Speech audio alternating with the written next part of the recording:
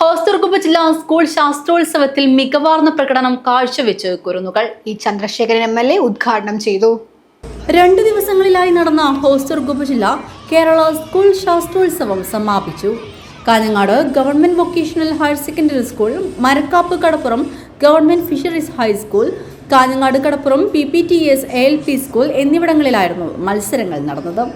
ഉദ്ഘാടന സമ്മേളനം Kanhangad government vocational higher secondary സ്കൂളിൽ നടന്ന ചടങ്ങിൽ ഇ ചന്ദ്രശേഖരൻ MLA ശാസ്ത്രോത്സവം ഉദ്ഘാടനം ചെയ്തു. അവബോധമുണ്ടാക്കാൻ, യുക്തിചിന്തയുണ്ടാക്കാൻ, അന്ധവിശ്വാസങ്ങൾക്കെതിരായി ചിന്തിക്കാൻ, സമൂഹത്തിൻ്റെ നന്മയ്ക്ക് വേണ്ടിയും കൂടുതൽ ശക്തമായി മുന്നോട്ട് പോകാനൊക്കെയുള്ള പ്രവർത്തനം നടത്തുന്നതിനാണ് കേരള ശാസ്ത്രോത്സവം. അത് സബ് ജില്ലാ തലത്തിലും ജില്ലാ തലത്തിലും സംസ്ഥാന തലത്തിലും എല്ലാം സംഘടിപ്പിക്കുന്നു. ഈ ശാസ്ത്രോത്സവങ്ങളിലെല്ലാം പുതിയ പുതിയ പരീക്ഷണങ്ങൾ, നിരീക്ഷണങ്ങൾ നമ്മൾ കാണുകയുമാണ്.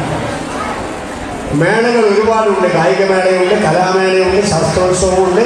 ഇതുമായി ബന്ധപ്പെട്ട് വിദ്യാലയങ്ങൾ നടത്തുന്ന എല്ലാ മേളകളെക്കുറിച്ചും നമുക്കറിയാം. ആ സന്ദർഭത്തിൽ ശാസ്ത്രോത്സവത്തിൽ പങ്കെടുക്കുന്ന ശാസ്ത്രകുതുകികളായ വിദ്യാർത്ഥികൾ, അവരുടെ അധ്യാപകർ എല്ലാവരും അറിഞ്ഞിരിക്കേണ്ട ഒരു കാര്യമാണ്. നിങ്ങളെ പലരും ചിലപ്പോൾ അറിഞ്ഞു കാണുന്നു, നിങ്ങളുടെ ശ്രദ്ധയിൽപ്പെടുക. ലോകത്തെവിടെയും നടക്കുന്ന സംഭവങ്ങൾ ഇപ്പോൾ തത്സമയം അറിയാനുള്ള എല്ലാവിധ സാധ്യതയുമുള്ള സമൂഹത്തിലാണ് നമ്മൾ ജീവിക്കുന്നത്. കാഞ്ഞങ്ങാട് നഗരസഭാ ചെയർപേഴ്സൺ KV സുജാത അധ്യക്ഷത വഹിച്ചു. ബിൽഡക് Abdulla, VV Rameshan, K Prabhavati, Kanhangad DEO Rohin Raj KS, Hosdurg ഉപജില്ലാ വിദ്യാഭ്യാസ officer K Surendran, Kanhangad government VHSS പ്രഥമാധ്യാപകൻ MA Abdul Basheer, principal PS Arun ഉൾപ്പെടെയുള്ളവർ സംസാരിച്ചു.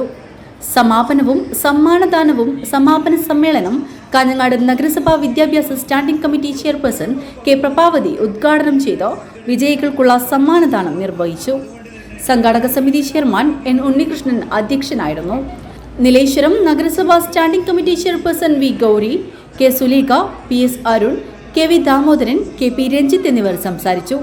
Program committee convener C Sharada സ്വാഗതവും general convener MA Abdul Basheer നന്ദിയും പറഞ്ഞു. News bureau, Kanhangad.